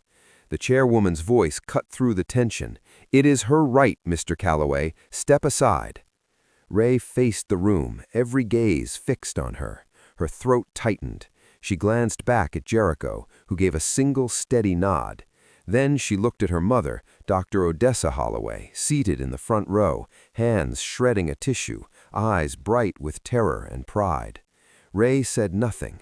She stepped to the podium, plugged the flash drive into the laptop linked to the projector, and pressed play. For a long, agonizing second, nothing happened. The chairwoman frowned. Then the screen flickered, static crackling through the speakers. And suddenly the drone footage filled the wall, the clearing, the ring of students, the unmistakable violence of the Oak Hill picnic. At first, confusion rippled through the room. Then the image sharpened. Jet Calloway's face loomed large, sneering as he tied the rope, his voice amplified and impossible to escape. "Let's get it on camera," he said. "Liar, right where everyone can see it. She wanted attention, now she's the whole show." The room went dead silent. Barrett Voss shot to his feet so fast his chair crashed backward. "Turn that off," he shouted. "This is out of order. Shut it down now." Councilman Calloway waved frantically at the camera crew. "Cut the feed. This is illegal." The chairwoman stood, her voice shaking but firm. "This is evidence. It stays." The footage continued. Jet handing out cash, Zane Mercer and Reed Maddox dragging Ray back as other students screamed and filmed. The humiliation, the mob's gleeful cruelty, faces in the audience twisted, shock, disgust, dawning shame. A security guard lunged toward the projector. Then the doors at the back opened. Mr. Elias Creed stepped into the room, wearing his faded Marine jacket, his presence cutting through the chaos like a blade. He was not alone. Behind him came several men and women in veterans' caps, their expressions set with quiet resolve. Creed moved between the guard and the projector, planting himself firmly. "No one shuts this girl up," he said, his voice ringing through the chamber. The veterans formed a human wall, shoulder to shoulder, a living barrier against silence. On screen, Jet scrawled the word liar across Ray's forehead. Gasps rippled through the crowd. Ray turned toward the audience, tears shining but unfallen. She didn't explain. She didn't need to. Her pain now belonged to everyone in that room. Councilman Calloway's voice rose, sharp with panic. "This is slander, a deep fake. None of this can be proven." But the images kept playing, merciless and clear. Ray watched as Oak Hill's carefully polished image began to fracture. As the final seconds rolled, her sobs, Cale Bishop stepping forward, the crowd's laughter dissolving into chaos, the room held its breath. Somewhere near the front, a parent began to cry openly. In the back, a teacher covered her face, unable to keep watching. When the video ended, silence fell, raw, electric, unbearable. For a heartbeat, the boardroom was no longer a meeting space. It was a courtroom without walls. Then the silence broke, not with applause, but with outrage. A woman in the second row surged to her feet, voice shaking as she shouted, "How could you let this happen?" And in that shattering moment, justice finally found its voice. "How could you?" a mother cried, her voice cracking as she stood trembling in the second row. Another parent's shout cut through the air like a whip. "Monsters! All of you!" And then the dam burst. Years of silence, of quiet complicity, erupted into a flood of fury. Dozens of parents surged toward the front of the boardroom, some waving PTA programs like protest banners, others hurling bottled water, shaking fists or sobbing openly. "You call this leadership?" one man bellowed. "Expel them all! That's my daughter's best friend you strung up like a damn animal!" The room transformed. It was no longer a school board meeting. It was a battlefield, and justice was roaring through every shattered illusion. Mayor Silas Calloway, still seated next to Principal Barrett Voss, raised his hands in a desperate attempt to seize control. "This is a malicious fabrication," he barked. "Deep fake Keck can simulate anything now. Don't let yourselves be fooled by a single doctored video." But his words met a wall of disbelief. "Liar!" someone screamed from the back. "That's your son on camera, paying students to fight. That's your voice laughing, calling her a show." Another man stepped forward, red-faced and trembling. He wore a mechanic's jacket stained with oil, his fists clenched so tight his knuckles blanched. "My boy came home black and blue last year," he shouted at Voss. "I filed a report. You said he tripped in gym class. You lied. You covered for them." His voice cracked as tears spilled down his cheeks. "I trusted you with my kid." Voss tried to stand, but a water bottle struck his arm and he stumbled. The crowd closed in. Rage radiated off every seat. The facade of control had shattered, replaced by a united front of disgust. Years of whispered rumors, silenced complaints, and twisted loyalties collapsed in seconds. Older parents, those who remembered Oak Hill's segregated past, looked at Ray Holloway and Cale Bishop with a deep, aching mix of shame and fierce protectiveness.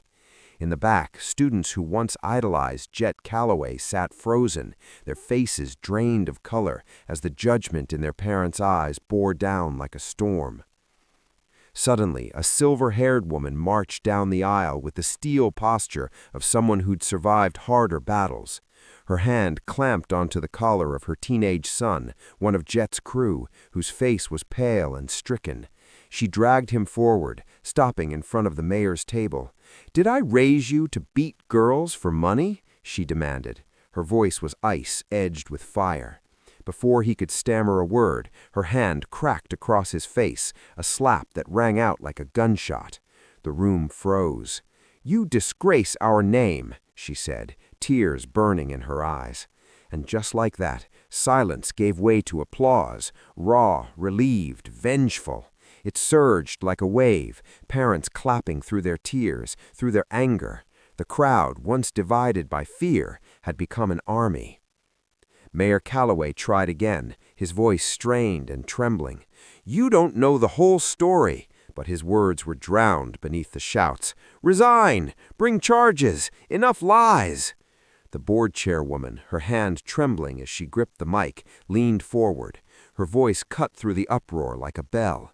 "Enough," she said. "This is no longer about school policy. This is about human decency. There will be a full investigation. Everyone involved will face consequences." Her gaze turned, stone and fire, to Voss, then to Jet Calloway, then finally to the mayor. "Oak Hill will not bury this, not this time." Around her, local reporters scrambled to capture every word, every tear, every scream. Phones filmed from every angle. There would be no erasing this moment, no denying it.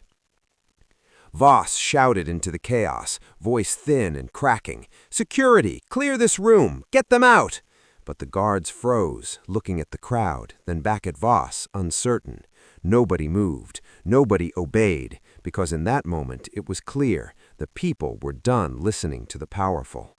Ray stood near the edge of the room, her mother's hand wrapped tightly in hers. Cale stood beside her.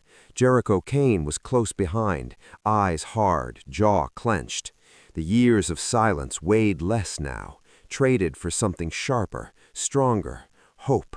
Hope born from exposure, not mercy, from the fire, not forgiveness. Then the double doors banged open and the crowd turned.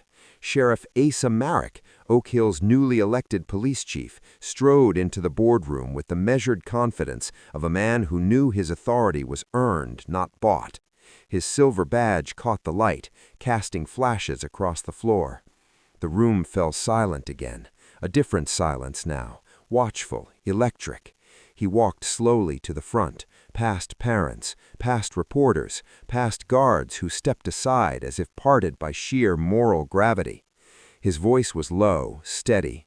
"Everyone stay where you are. No one leaves until we've taken full statements and reviewed all evidence. There will be order tonight, and there will be justice." It was the first time the power in the room shifted toward the people. Voss sat down hard, his face ashen. Silas Calloway looked as if he might vomit. Jet had disappeared somewhere along the edge of the wall, his swagger replaced by panic. And in that breathless hush, it became clear to everyone the old rules had broken. The under-the-wrappers immunity, the hush-hush deals, the hierarchy of who mattered and who didn't, all of it was ash now. Ray Holloway stood tall amid the wreckage, no longer the girl in the video, no longer just the victim. She was something else now, a spark turned inferno. As the room began to empty, some escorted by deputies, others still shaking with adrenaline, the reckoning did not end. It only moved. Into courtrooms, into council meetings, into whispered confessions and public apologies. The system that once protected silence had been breached, and the story was no longer Ray's alone. It belonged to everyone now, everyone who saw, who wept, who spoke. The fire had been lit, and no one in Oak Hill could pretend it wasn't burning. Chief Asa Merrick stood beneath the harsh fluorescent lights of a municipal building, the flycam footage frozen behind him on a single merciless frame. Jet Calloway's face was caught mid-command, jaw tight with entitlement, cash fanned in his hand like bait. The moment carried the weight of a decision delayed too long and now unavoidable. "Based on the evidence presented tonight," Merrick said, voice measured and unflinching, "my office is opening a criminal investigation." The word criminal rippled through the room like a shockwave. Parents leaned forward, reporters scribbled. Old smiles, donors, boosters, the comfortable wavered. "Jet Calloway," Merrick continued, "you are being detained for assault, coercion, and incitement to violence. Zane Mercer, Reed Maddox, you are being detained as well." Gasps cut the air. A deputy stepped forward, then another. Metal cuffs glinted. Jet laughed once, sharp and hollow. "This is a joke," he said. the bravado cracking. "You can't do this. My dad—" The click of cuffs finished the sentence. Zane tried to pull away, panic turning feral. "I didn't do anything," he blurted. "He told us to." The words hung there as Zane's eyes darted from Jet to Councilman Silas Calloway. The weight of the room pressed down. The old protections were gone. Reed went pale, knees softening as deputies guided him forward. Phones rose, camera lights flared. The crowd parted as the boys were escorted down the aisle. Some parents clapped, others wept. A few stood frozen, staring at a truth they had helped ignore. Ray Holloway watched, breath caught, feeling no triumph, only a trembling release, like a knot finally loosening after years pulled tight. K.L. Bishop stood beside her, shoulders squared, eyes wet but steady. Jet twisted in his cuffs, scanning the room for a lifeline. "Dad!" Jet shouted, voice breaking. "Dad, tell them to stop, please!" Councilman Calloway stood rigid, jaw locked, eyes forward. The cameras were still rolling. He did not move, he did not speak. He let the moment pass like a stranger walking by. The betrayal hit harder than the cuffs. At the station, spectacle gave way to procedure. Paperwork slid across metal desks. Statements were recorded. The flycam footage looped again, frame by frame, relentless. Jericho Kane watched from the corner, arms crossed, already mapping consequences. In an interrogation room, Zane's defiance collapsed into sweat and shaking hands. He stared at the table, then at the detectives who waited him out with patient silence. Finally, he exhaled long and thin. "You want the truth?" He swallowed. "Fine. Barrett Voss told us to clear the cameras, said the picnic was off the books, liability. He showed us the blind spots, said nobody would see." A pen paused. "And the money?" Zane's voice cracked. "Came from the school field trip fund. Voss signed it out, cash, said donors would cover the rest." "Where did the rest go?" Silence. "The car," Zane whispered. "The white one. Jet's." Across town, the school felt hollowed out, stripped of certainty. Teachers whispered in doorways. Students clustered, stunned, recounting what they'd seen. A guidance counselor closed her door and cried. The trophy case gleamed, suddenly obscene. Principal Barrett Voss sat alone in his office, blinds half drawn, fingers steepled, as if posture could still conjure authority. The phone rang once, twice. He did not answer. He stared at a framed ribbon-cutting photo, his smile, donors beaming, the councilman's hand firm on his shoulder. When investigators arrived, Voss stood. "This is an overreaction," he said, forcing calm. "You have no warrant." They had one. Boxes opened, files lifted, a thumb drive slid from a desk drawer, a ledger surfaced, numbers neat, intentions ugly. The dominoes fell with a rhythm he could not stop. Back at the station, Jet paced the holding room, eyes red, breath ragged. He turned to the glass. "Dad, please!"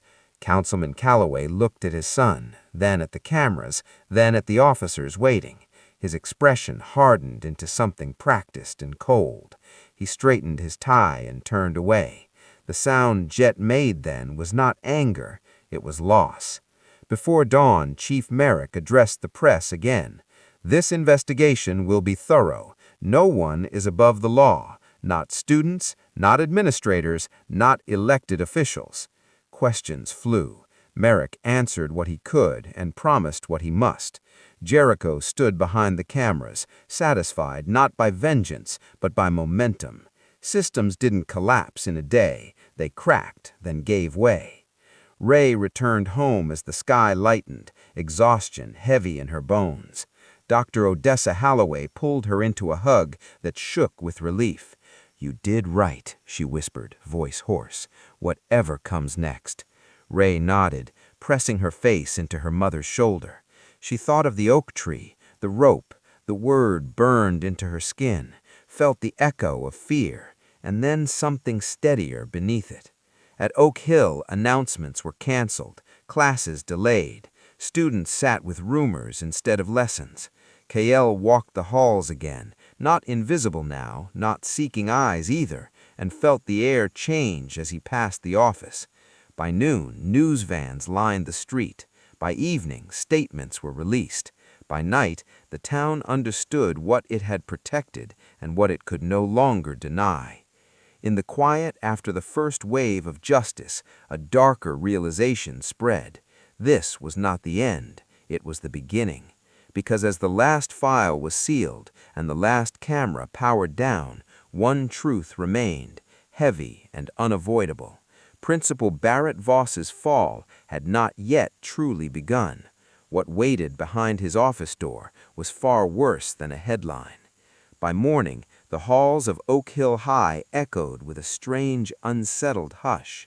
The banners still fluttered over the trophy cases. The clock kept its old rhythm, but every footstep now carried caution, and the silence knew it could no longer hide. Something irreversible had shattered. News vans choked the curb, their antennas slicing the gray morning sky. The world beyond Oak Hill was watching now. Inside, tension curled through the hallways like smoke. Teachers huddled behind closed doors, whispering broken theories.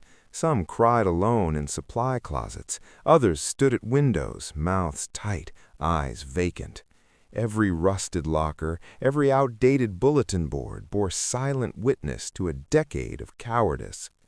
Principal Barrett Voss's office had become a bunker of dread.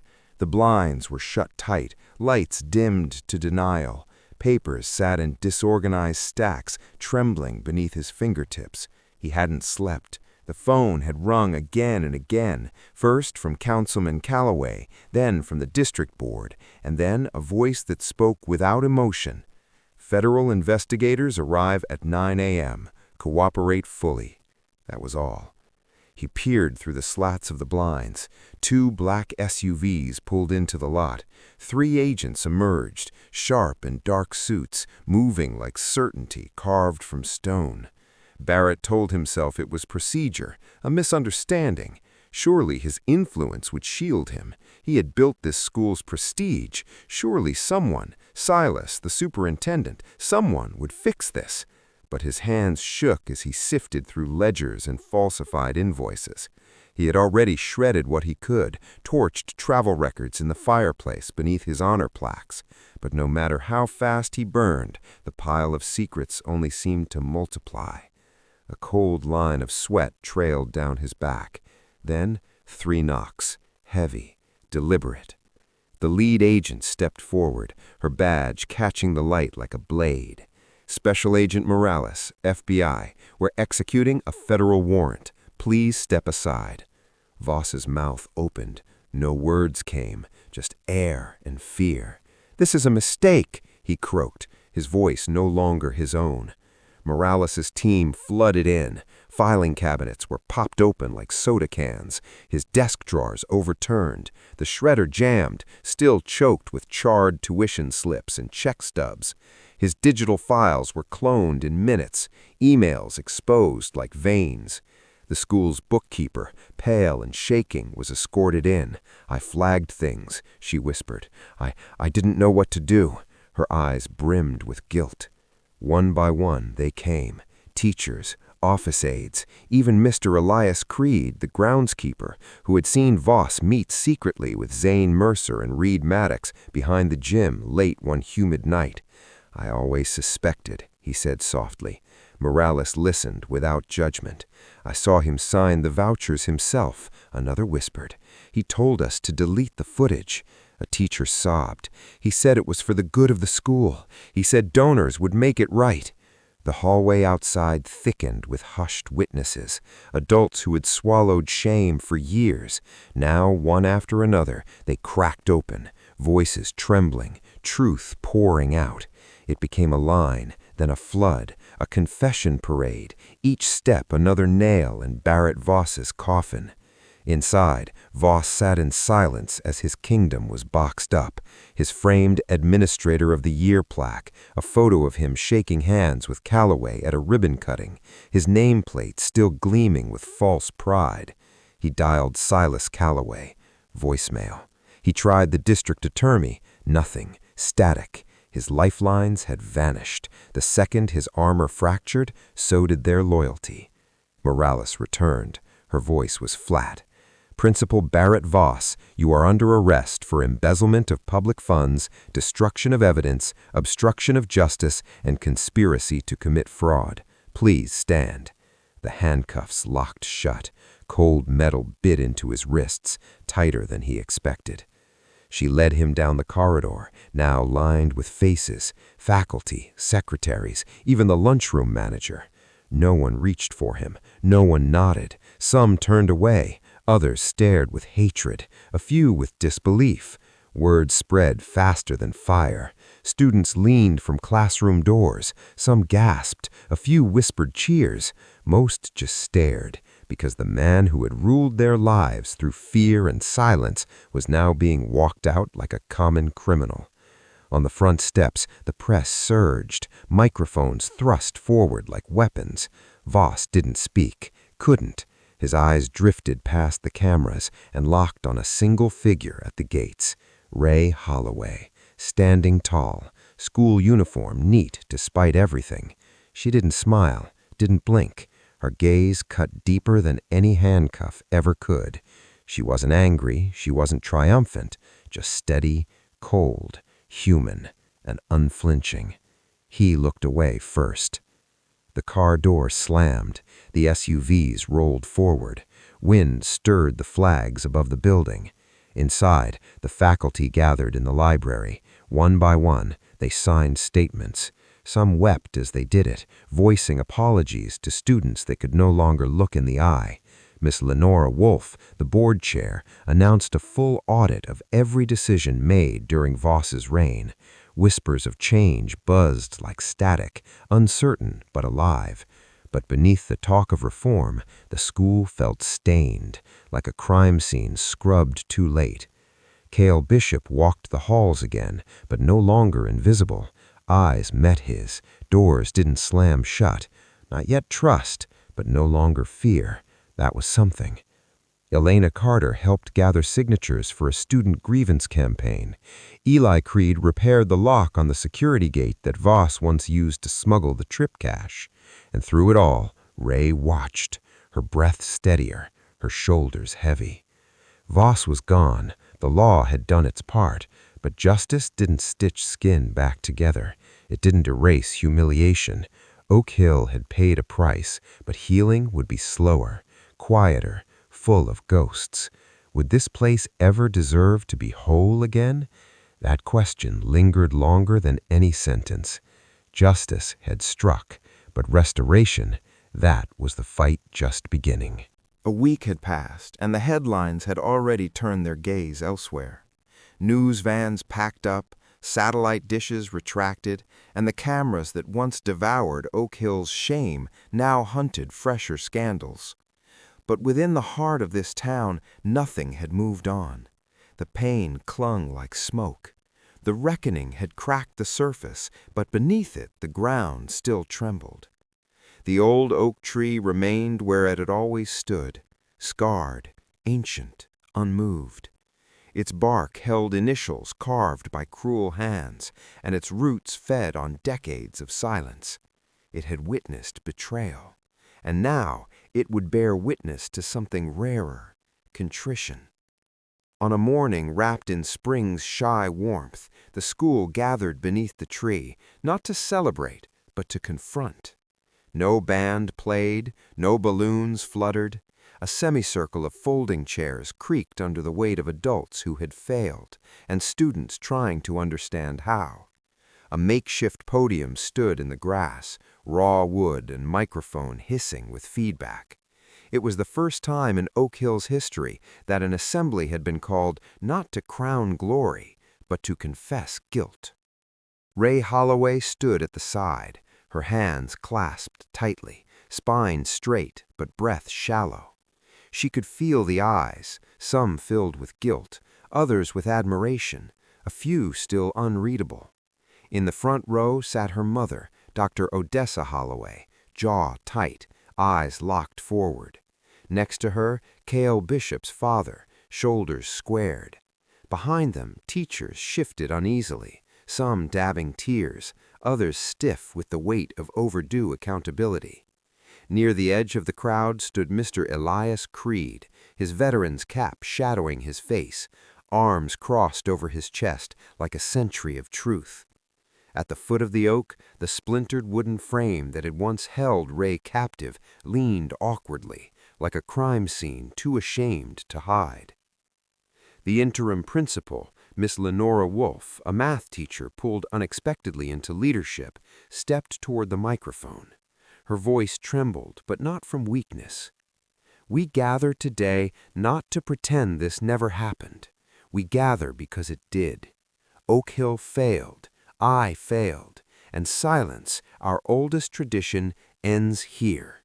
We are not here for speeches. We are here for truth." She stepped back, and then the silence expanded, daring someone to move first. It was Reed Maddox who stepped forward, Braden's former friend, once a grinning shadow behind the violence, now a boy whose hands wouldn't stop shaking. "I laughed," he said quietly. "I filmed. I said nothing when I should have screamed." His words cracked, but he kept going. "I'm sorry. You deserved to feel safe, not like prey." He placed a folded note at Ray's feet and walked away. Then came more. Emily, who once hissed slurs under her breath in the hallway. Jace, who had labeled Cale a thug when the teachers weren't listening. A cheerleader who confessed to spreading the video of Ray's torment in a private group chat. One by one they came forward, some whispering apologies through clenched jaws, some sobbing openly, others unable to speak at all but leaving crumpled letters behind. Some handed their apologies to Cale, others knelt at Ray's feet. Each word was a release, each silence finally broken. And then it was Ray's turn. The microphone wavered under her fingers. The oak tree loomed behind her like a judge, but she didn't flinch. She looked out at the crowd, not the cameras, not the adults, but at the students who had watched her suffer and now watched her stand. "This tree," she said, voice low but steady, "saw everything. It saw your cruelty, it saw my fear, but it also saw courage and change and people trying to be better even when it's late." Her gaze locked with Cale's. "I'll never forget what happened, not the pain, not the silence, but I'll also never forget those who chose to break it." She paused, then continued. "Forgiveness isn't forgetting, it's not excusing, it's refusing to be poisoned by someone else's hate." Her voice sharpened. "I won't pass that poison to the next girl who looks like me. I won't let her inherit my silence." A few gasped, a few wept, but no one looked away. "We can't erase what was done, but we can build something better, not for appearances, for us, right now, right here." Cale walked to her side. Together they turned toward the wooden frame. The rope still hung from it like a relic of war. Ray pulled a match from her pocket. Cale produced a small can of lighter fluid. With one look between them, she struck the match. Flames roared to life, licking at every fiber that once held her powerless. The crowd didn't cheer. They stood in solemn silence as the fire consumed the frame, rope crackling, wood blackening, symbols turning to ash. Smoke curled skyward, carrying shame, sorrow, and something close to hope. When nothing remained but embers, Ray turned to them. "We are not our scars. We are what we do next." The applause started slow, then grew, not like celebration, but like a release, of breath, of burden, of everything they'd held in too long. Cale squeezed her hand. "It's finally over," he whispered. Ray shook her head and whispered back, "No, it's finally beginning." In the days that followed, more apologies came. Folded notes under locker doors, text messages that began, "I didn't know how to say this before." Study groups expanded, lunch tables mixed, teachers rewrote policies from scratch, a diversity council formed, Cale among the first to volunteer. The silence that had once ruled Oak Hill like a monarch was now fractured, fragile, retreating. And still, the memory of that fire beneath the old oak lingered, not a scar, but a vow. The circle hadn't just broken, it had reformed, stronger. Not perfect, never perfect, but real. That afternoon, as the students drifted away beneath the flickering leaves, Oak Hill felt, for the first time in a generation, like a place that could change. A place where pain was named, carried, and finally shared. A place where healing was possible. The year wasn't over, but something sacred had begun. Graduation day arrived drenched in sunlight, the kind that makes promises feel possible. The gymnasium overflowed with families clutching bouquets, phones raised, folding chairs scraping against polished wood.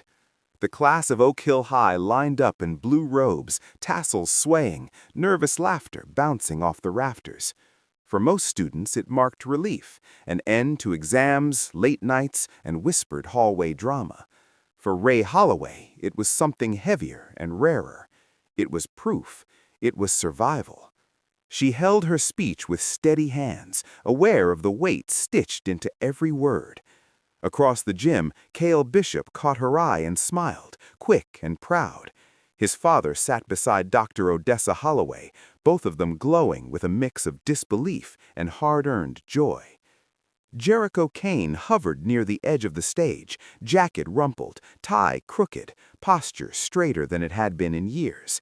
In the front row, Mr. Elias Creed sat with his Marine cap immaculate, spine rigid, an unspoken promise carried in the angle of his salute.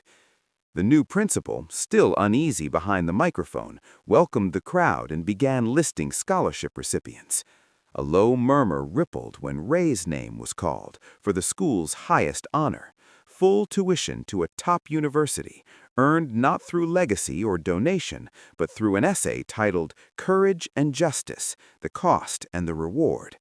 She stepped onto the stage to real applause, not polite obligation, but the kind born from shared memory, from people who knew exactly what she had endured and what she had changed. She unfolded her speech, voice clear and unwavering. They told us to keep our heads down. They told us the pain would fade if we stayed silent. But silence is not healing. Silence lets wounds rot. Silence lets the same cruelty repeat itself. We are more than what's been done to us. We are what we choose to become. She paused, eyes lifting to the gym windows where the old oak's branches cut across the sunlight. They tried to bury us because they didn't know we were seeds. Seeds push through darkness. Every scar, every tear, every moment of isolation only strengthened our roots. We survived. And now we rise, not despite what happened, but because of it. If you see injustice, don't look away. Don't let fear decide who you are. Her gaze found Cale, then her mother, then Mr. Creed in the front row. My courage came from people who refused to let me fall, from those who spoke when it was dangerous, and those who listened when it was uncomfortable. This diploma belongs to all of us, and it's my promise that I will never let anyone be buried in silence again. The applause crashed like thunder, rolling through the gym and spilling out into the afternoon, where the oak stood watch. Teachers hugged her, some with tears they no longer tried to hide. Friends, old, new, once distant, crowded her with laughter and relief. Cale found her just off stage, his cap crooked, eyes shining. "You did it," he said softly. "We did it," she corrected, gripping his hand. "They can't take that from us." In the weeks since the fire beneath the oak, Oak Hill had begun to shift. The Diversity Council flourished, pulling together students who had never shared a table. New counselors were hired. Teachers who had testified were appointed mentors. The school's website now carried a new motto: justice, courage, truth. Jericho Kane, his name restored, began lecturing on ethics and advocacy at the community college, rebuilding his faith in the law one student at a time. Consequences continued to unfold. Jet Calloway, now in the state's juvenile reform program, wore an orange vest instead of a varsity jacket, picking up trash along county roads. Sometimes cars slowed, drivers staring at the boy who once ruled Oak Hill. There were no cameras now, only sweat and the weight of accountability. Letters from the new principal arrived monthly with updates on restorative justice and counseling programs, reminders that even seeds planted in poisoned soil might grow under better light. Ray's home filled with acceptance letters and scholarship forms. Cale received a grant recognizing his courage and service, planning to join her in the city. Dr. Odessa Holloway, her hands steadier and eyes softer, finally allowed herself to dream again, the long shadow of fear receding. The night before they left for college, Ray visited the Oak one last time. Cale was already there, hands in his pockets, fireflies sparking over the grass. The charred patch where the frame had burned was greening again, dotted with wildflowers.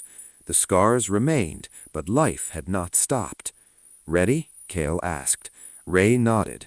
"Ready." They stood listening to the wind in the leaves. At the ceremony's end, Ray found Mr. Creed in the crowd. The Marine rose, his salute crisp, eyes bright. Ray straightened and returned it, slow, deliberate. No words passed, none were needed. The crowd streamed into sunlight. Ray walked with Cale and her mother, Jericho trailing behind, whistling softly. At the gates, she turned for one last look at Oak Hill, the place that had almost broken her, but instead became the soil for something fierce and unbreakable. They thought they could bury us. They didn't know we were seeds. The world beyond Oak Hill waited, unfair, uncertain, wide open. Ray stepped into the light, carrying scars, hope, and a quiet, unstoppable promise. Never be silent in the face of cruelty. Every seed finds the sun. Ray's journey was never just about surviving. It was about refusing to let silence win. From fear to courage, from isolation to community. Her story proved that justice doesn't begin in courtrooms, but in the moment someone decides to speak. Pain may scar us, but it can also deepen our roots and push us towards the light. So we ask you, if you witness injustice, will you stay silent or will you stand up? If this story moved you, like the video, share it, and subscribe to amplify voices that refuse to be buried.